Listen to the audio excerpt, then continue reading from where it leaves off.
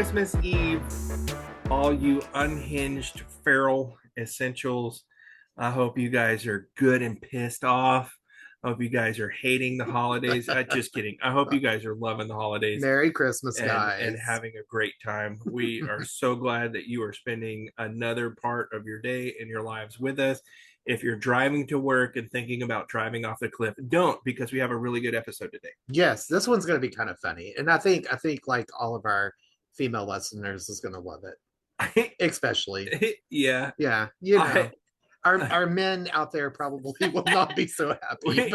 Yeah, we're gonna make fun of the boys, and then we're gonna make fun of our people that claim to be healthcare professionals when they check in. So I'm in healthcare. Well, what do you do? I'm a CNA.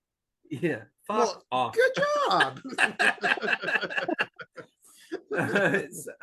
So again, Dr. Phil is back with us for our Christmas Eve episode. This month has been turned out to be dedicated to Dr. Phil. I love it. So we need to get him a chair in the Studio 62. Yes. And just have him show up every time we record. Yeah, there you go. Because we are having a blast with Dr. Phil. We're going to have a third host. Who knew? We're loving all the people that are hanging out with us. Today our topic is, gentlemen, I'm sorry, but man flu. Oh, God. I'm sorry. It's a real thing. I agree. It's very much thing. So. There has never been more of a visible vagina than a 30 to 50-year-old male with a fever and body aches. Oh my God. The world has ended. They will call 911. They'll skip 911 and call flight. Send me that helicopter that I paid insurance for. I am dying. No, sir, you are not. You need Tylenol and that's it. Stop making us look bad. You will survive. You will survive. Dr. Phil, have you ever transported a man flu? More than once. Do you have a memorable one? Or do you have like memorable attributes to the man flus you were taking in? Yeah, they all basically get a ride to the hospital, but they expect you to do absolutely everything. They're begging for the IV, they're begging for the pain medicine, they're begging for, oh, just shoot me now. I can't live like this. This is so bad. Something must be wrong. Do you think I have cancer? Yeah, they go down the whole. You've got a fever.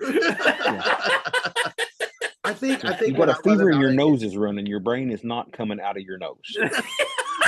I think what I love about it is the simple question: did you take Tylenol or ibuprofen for this temp you're running? No. Well, why? Why not? I mean, it's 103. I get you feel like shat. Let's take some Tylenol or ibuprofen. Yes. Let's do it. Yeah. And you probably feel a little less like shit. Oh, mine is when they're like, oh, is there anything the doctor can give me? I'm like, Tylenol, I could have got that at home. I came here for something better. Well, that's what we treat the fever with. You just have a fever. This is way worse. Well, it's not. I've heard that my doll actually works for men's fever. I have actually heard this. I have heard this too. Did we hear this at the same time? Did we hear might have. I don't remember the conversation, but somebody said this that came out in the not too distant past. Yeah, and they said that they took it themselves and it helped. And it worked. Yeah. Yes, man, you can take Midol safely. Yeah. You're not going to grow a vagina. You'll be fine. It will work for your cramps, aches, and pains, just like it works on the woman that you're acting like. Just say most of them have already grown one at this point. Did you Lorena Bobatize yourself and hide it in the drawer when you got your simple 100 temperature, you giant sissy? God bless. Your fever is not that. And what makes it even more fun is that they come in a wheelchair. like I have no kicking and words. I have flopping like no a words. fish out of the lake. What is it? What is it with these people? They come in and they can't even hold their own wiener to pee. I'm like, you're running a fever. Your arms are broke. Yeah. Hold it your damn self. I can't. You get to look when you show up at the ambulance. You get to look, and you go in there, do your assessment, and it's the classic case of the man flu. And you're like, all right, well, let's go to the truck. I can't walk. Why can't you walk? Yeah. I just hurt too bad. Yeah, well, come on, let's go. You going with me? Get to stepping. Yeah. I'm definitely not doing a piggyback today. I'm going to need you to make about 20 steps, sir, as you say it with air quotes. Or they call when it's raining. Oh God! Like, well, I can't get wet. Well, hold on. Let me build this imaginary awning from my ambulance to your front door, and we'll take you to the truck without getting rain on. They're always the ones that are like, oh,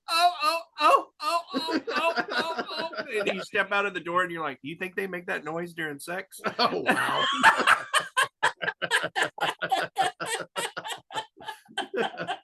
Do you think it sounds good? Because that sounds amazing right now. Whatever they're going through is the best O face I've ever seen in my life. Also, stop it. All right. I just don't understand how you lose control of body parts when you are sick. I don't get it. So because of it, so my spouse has such a visceral hatred for man flu that when I get or feel sick, the last thing I'm going to do is open my mouth.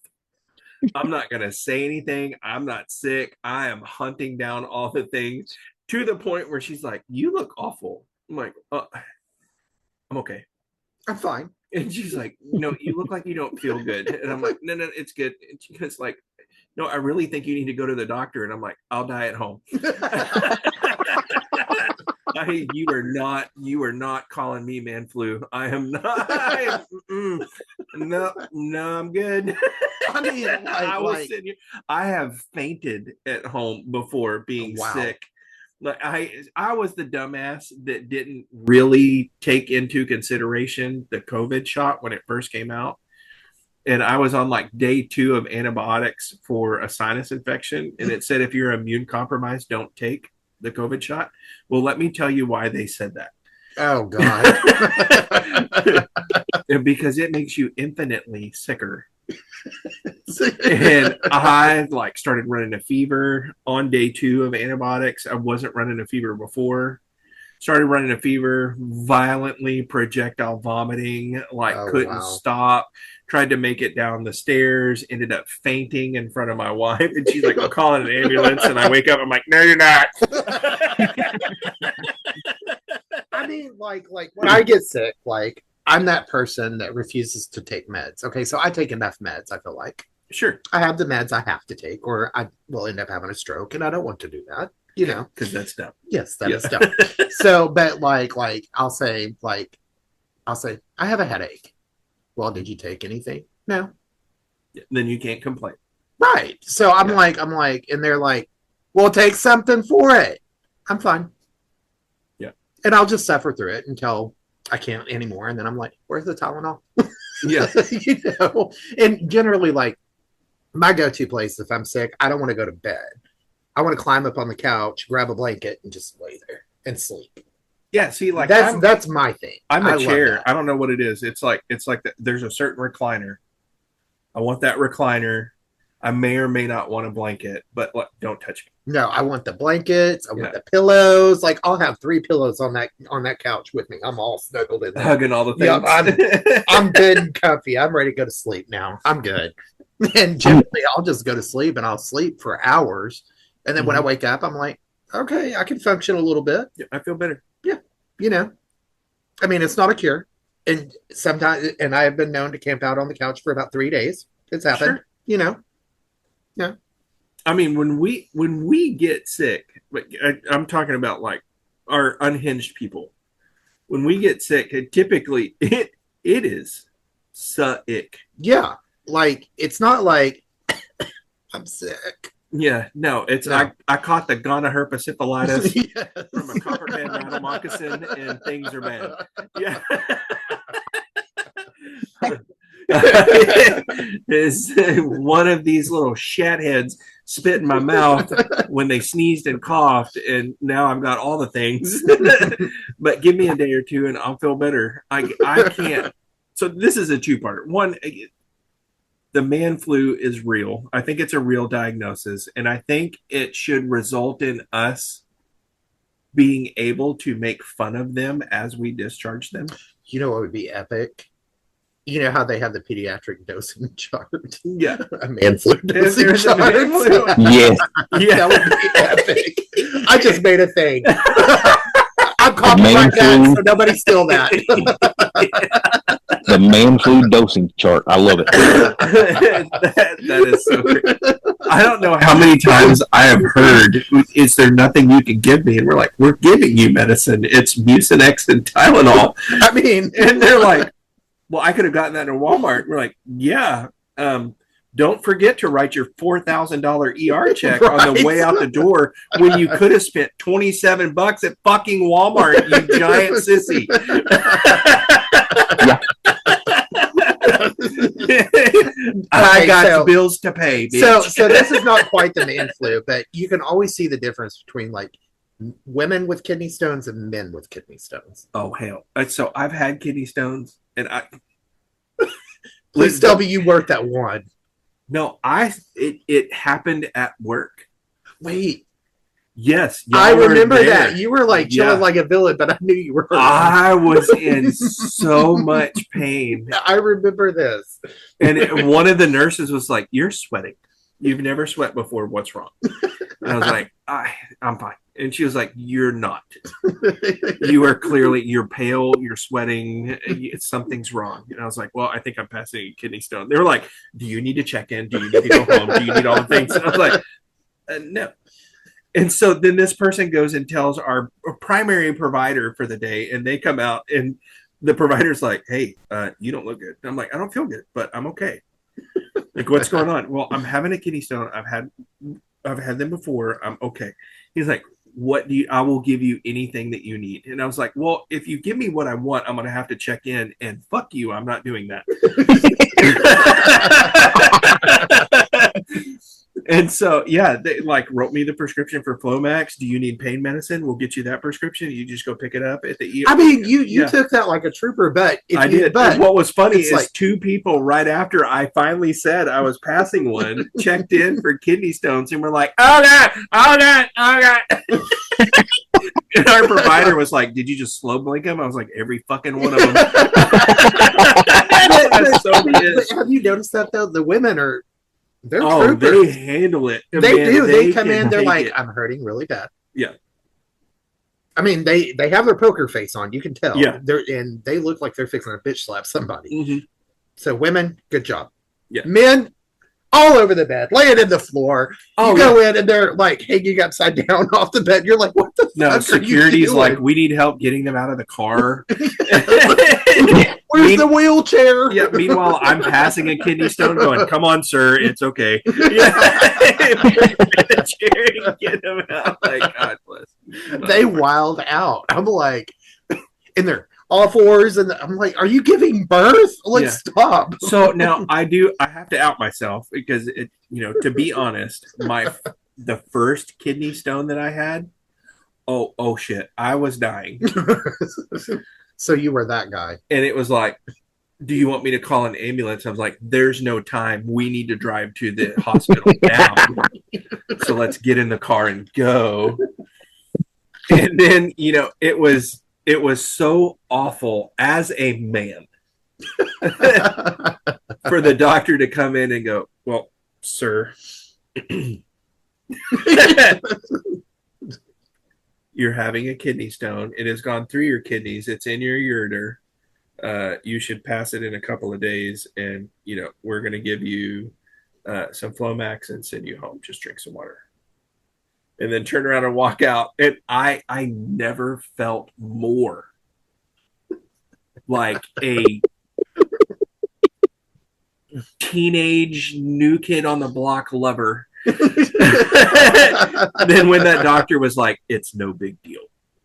Because I swore. You're like, bitch slap. I swore I was going to go see Jesus. I woke up at 4:00 in the morning like, woo! Something is crawling out of the back of my skin. And ever since then, I was like, I will not bitch about a kidney stone ever. I would just be like, it hurts. It hurts a lot. But I mean, I know that they hurt. I've never had one, but I know that they hurt. Knock on wood. I know they're. Yeah. Yes, I'm knocking on wood, guys. Yeah. As much so pop bad as I drink, I'm surprised. Anyway, I am caffeine. That's me. Yeah. Yeah. I mean, I know they hurt, and like there are kidney stones that cannot be passed. Yeah. I've seen some big ones. So I kind of understand where the writhing in pain comes from, but the last one that I passed at work, I took a picture of it. Uh-oh. And showed it to the doc who helped me, and he was like, I can't believe that one came out. And I was like, it was impressive. Like it completely shut off the flow right before it got to the exit, and then like with pressure, boom. You're like, relief. Yeah, thank God. Oh my God. The head of my dick is bleeding, but it came out. I would have rather have gotten the largest catheter ever than have shot that thing out with pressure, but it came out. Oh, God. But I will not be the same. I tell you one thing, I ain't no bitch. I was not bitching about that one. Not at all. After I saw all the guys come in and all the nurses roll their eyes, you're like, I am not going to have the disgust that they give those people put on me. There is nothing that gives me like more amplitude than my wife going, if you ever act like that, I swear to God, I will change my last name. Divorce immediately. And I won't. And there's also nothing that makes me feel more manly than when my spouse sticks up for me and says, oh, he won't act like that. He will never say that he is hurt or sick or because you're scared of her. Yeah, I 100% am. Yeah, no, baby, I'm not gonna let you think that your man no sissy. Even though every time she walks out of the room and I'm by myself, I'm like, oh God, it hurts so bad. Oh, please, somebody kill me. Where's the gun? Cry to the water. Yeah, every time I go into the bathroom and lock the door, I just like, oh, and fall down on the ground and start crying. I lost control of my legs. Yeah, I get in the shower and just let all the tears fall. Jesus, take the wheel. And then I walk out and I'm like, I'm all right. Well, for me, it's like, I'm not going to the hospital. I got to see these people all the time. I'm not going to go in there. Yeah. They're going to want to touch my butthole and see my wiener. And that ain't exactly. Happening. Yeah. Never be able to look at them in the face again. Like, nope. Either that or the time that I do have to go and I know they're going to strip me naked, I'm just going to make sure that I maintain eye contact the whole time. You look at me while you're touching it. Look at me. Look at me. Stare into my soul. What do you think? I swear to God, if I'm ever in that situation, I am not coming to any facility that I have worked at or currently working at. No, I'm going to another state. I will. Yeah. I mean, there are instances that you need to come to the one that you're closest to. No. But I'm still driving hours away. I will go to Tennessee. Yeah. I will drive to Florida before I bring my ass into it. I'm going to a third world country where they don't speak my language or have social media. I'm going to like South Africa. Like, hey, come and get it. It's been 27 days, but I finally made it in my rowboat. It's weird.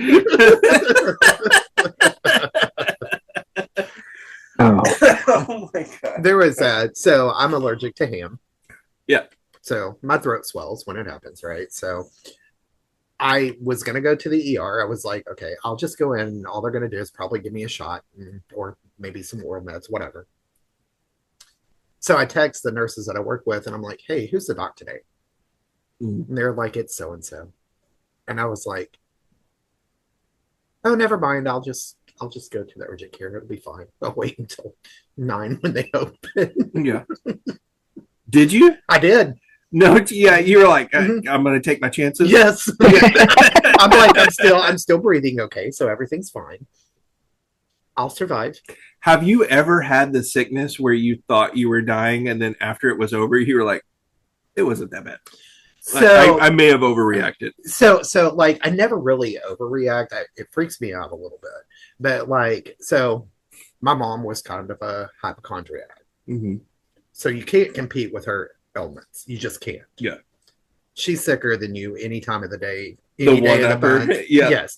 Back in Vietnam when we invented this illness. Yes. Yeah. So there was one time I know I caught the flu. I didn't go do the swabs. I didn't do any of that stuff. Mm-hmm. So that was my 3-day camp out on the couch. So I was laying on the couch and I was just watching TV, you know, kind of dozing on and off. And my mom comes in there and she's like, why are you laying on the couch? I said, oh, I don't feel well. She's like, well, I've been sicker than that for days. So after that, I was just like, I'm not even going to say that I'm sick. Yeah. I'm just taking a nap. Yeah, I'm no longer unwell. So mom, she was always sicker. Always sicker. So maybe that's why I don't complain too much about it. It's because, like, if you try to complain to mom, she's going to one up you. So, you know, it's like. All right, guys. Have either of you ever had any surgeries or hospital stay, like inpatient hospital stays, or sent home with like hospital directives? Just one. Well, I've had a couple of surgeries, but like probably the worst one that I got whiny about.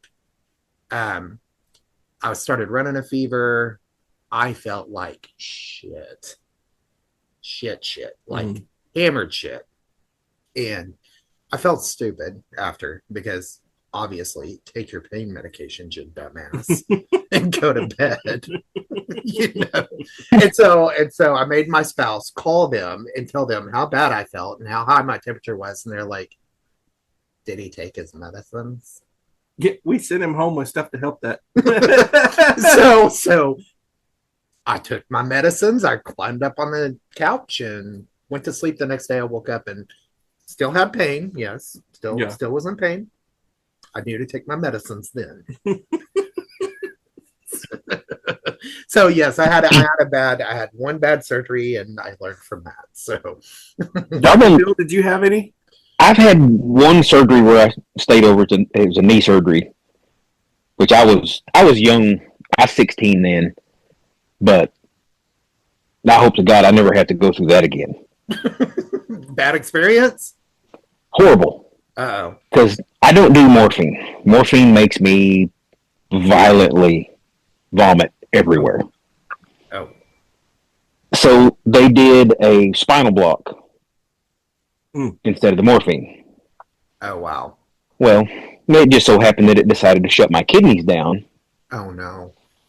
So here I am, 16 years old, laying in bed, can't get out because they've, reconstructed my ACL. And, well, I was in a hospital down south, and this old nurse, I'm pretty sure she was a nurse in World War II, come in there, and she was already having a bad night, and tells me that I need to pee. I said, no, I'm fine. She said, no, you need to pee. No, I don't. She said, well, we're just putting in the catheter. The hell you are. She said, yep, I'm going to get the stuff. Your mom's already signed for everything to be done, so you're getting the catheter. I said, listen here, lady, you ain't putting nothing up down there. It ain't happening. She said, well, you don't have a choice. The hell I don't. I said, I'll call 911 from the hospital bed. Which, looking back on it now, I probably should have just let her do the catheter, because she was not very nice to me after that. This nurse gave me enough Lasix to float a battleship. Oh, God. And like I said, I can't get out of bed. Oh, and I'm not one of them guys that can pee laying down either. I got to stand up. So I had to have help to come get me out of bed. She waited. I'd hit the call light, and I would wait. And it'd be to the point to where I was seeing yellow. I was hurting. It was burning. And then she'd come in. And then it does start the whole process. That was all night long. Oh, God. Holy crap. So now I'm like, nope, I'm just going to stay home, suffer it out. They'll either find me dead or... Oh, my Lord. Yeah. Because it's just me. I don't have anybody to whine to. I don't have a spouse or anything. So, I just whine to myself. My dogs listen real well, but they don't give a shit neither. Oh my God! No, I had a single injury, a fall from a building when I was a fireman, and it resulted in some surgeries. And then, like a couple years later, my shoulder and arm started messing up. I was having problems with my hand, and long story short, they find out that they have to do a cervical disc replacement. And my dumbass watched the surgery the night before I went in. Oh, God. And so I've never had the man flu, but I man flued my cervical disc replacement because I saw the hole that they were going to cut in my throat and how far they were going to yank my airway over, and that they were going to decapitate me in order to put fake stuff in and reattach my head to my body. And when the anesthesiologist walked in and was like, what's up, bro? How are you doing? I'm like, if you don't give me all the things right now, I'm going to crawl out of my skin, through your soul, and out of this hospital. My spouse told me that I was talking about Indians and shooting guns and stuff like that going back to surgery because he drugged me up completely. Which is like Ativan, Versed, a little bit of ketamine, and then it was like, let's go to surgery. And I'm like, hey, but you ever hear about them Indians that shot that thing over there? Apparently when I got in there and they tried to knock me out with all the propofol, I started saying that I wasn't going to go to sleep and was trying to stay awake through the propofol and made it a pretty good extent to the point where he's like, gives me the bump, the shut up bump. Wow. I go out. I remember before surgery, I told them, you can do everything to me for the surgery, but you cannot give me a catheter. And so when I woke up, my first response was like, I tried to swallow because I wanted to make sure that I still could. And then I hit the call button. The nurse came over and I went, 2 questions. Who raped me and how bad? Because of how bad my throat felt. Oh, God. And she's like, oh, that's just from the intubation. And I was like, what size tube did they use? And she wouldn't tell me. And I was like, no, I need to know. So she knows I'm a medic. She knows. So she goes back and she's like, well, yeah, the 8.0 tube says it went in without. And I was like, 8, a 5.5 would have worked. And I remember her saying, well, apparently you took it like a champ. And I was like, not funny. Wow. And then she's like, I'm sitting there like feeling around, making sure that my legs still work. I'm not paralyzed and everything. And I feel the tube. I feel the tube hanging out of my penis. And I was like, what is this? What is this? Like pull the sheet back and look. And I'm like, They left the syringe in place. And so I'm like, we're done with this. I'm like, I told you. They're like, sir, you can't get out of bed. And I'm like, watch me. I'll pee in a cup. Then I'm like, how much tubing do you got to stick in there to start getting pee? Because I'm pretty sure I did like 3 or 4 good, like full arm stretch pulls. Trying to get the urine in the bottom of my foot. What is going on? Then they made the mistake of putting me on a Dilaudid pump. Oh, God. And I got high as a kite. Figured out how to turn my bed alarm off, got out of bed, walking around the post-op place at 2:00 in the morning, like neck brace on and everything. I'm not supposed to be moving because apparently my head can still fall off. I'm exercising, making sure I don't get one of them DVTs. Read the bubblehead. Yeah, high on Dilaudid. Oh my God, no! I am a terrible patient. They told me I had to sit for 6 weeks. I was like, absolutely not. This is not happening. I can't sit for 5 seconds. I'm not sitting for 6 weeks. Absolutely not. So wow. I am terrible, very stereotypical healthcare worker patient. I don't think I would do well with that. I mean, I mean, typically I try to just keep my mouth shut and do what they ask, because a couple of times that I've been in the ER, I'm just kind of like, it's shit that I can't fix on myself. And I can only live with this woman throat for so long. And then it's kind of like, okay, I'm over this. We need to fix this. Time to open the airway. Yes. I like breathing too much. Well, that, my spouse is the same way. Also, healthcare worker, will not take medicine. And so what pisses her off so bad is that she'll come and complain to me. And my first question is like, oh, did you take medicine? Like, no. And I'm like, don't complain until you take medicine. You're such an ass. Then she'll go take medicine, come back, and I'm like, do you feel better? An hour later, she's like, yes, fuck off. And it always pisses me off when the first thing out of their mouth is, did you take something? Yeah. Fuck off. Yeah. I'm just trying to vent, asshole. Leave me the fuck alone. I'm just trying to vent. Why don't you love me? I just want a little sympathy, damn it. Sympathy. Yeah. Sympathy. Yeah, Jay, go get that. Yeah, if you want sympathy, look in the dictionary between shit and syphilis. You got yourself in this mess. Now you got to deal with it. Yeah. Take your medicine, sit down, and shut up. Suck it up, buttercup. Also, I am the worst when my family members get sick. I'm like, it's not that bad. They're like, literally, my leg is rotting off. And I'm like, shut up. Go take a bath. I love it when you get those random pictures and you're like, what the fuck? Who does that belong to? Is this a penis? And it's your random uncle. It's like, is this all right? And I'm like, no, that picture is highly inappropriate. No, I got like, this has been, God, a while back.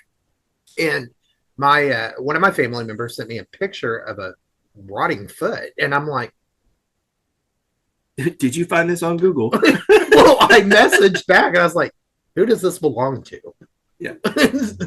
She told me, and I was like, I would suggest to go to the hospital immediately because things are fixing to fall off. That needs to be amputated. Yes. I'm like those digits and everything there are fixing to fall off. You probably need to go somewhere. This is bad. Yes.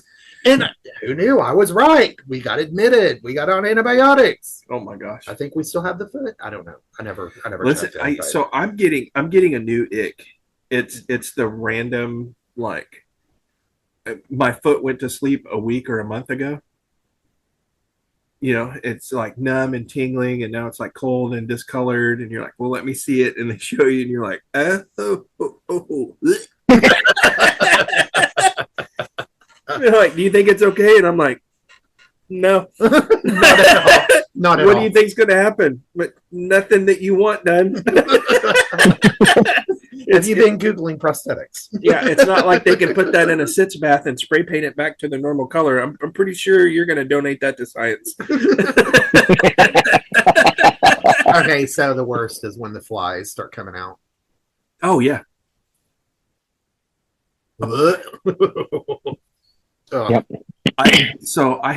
Y'all all know my problem with like female genitalia and bleeding and all the things. Yes. I can't do that.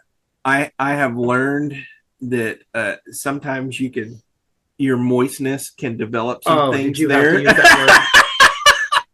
You have to use that word. No. That is the worst word ever. I had to help with one that looked like there was a loogie in a place that can't produce loogies. And I was like, what is that?